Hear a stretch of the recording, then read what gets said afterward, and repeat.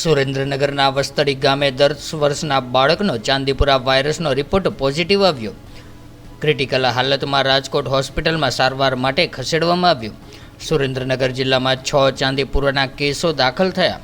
આરોગ્ય વિભાગની ચિંતામાં થયો વધારો.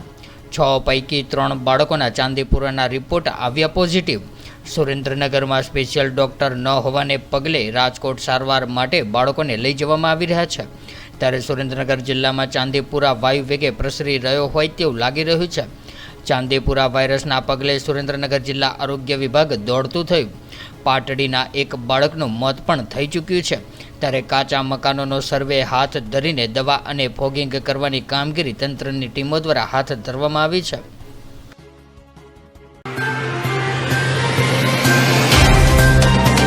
तो व्हाट्सएप, ट्विटर, फेसबुक, इंस्टा जहाँ भी आपका अकाउंट है, इसे शेयर बटन के द्वारा वहाँ पर शेयर करें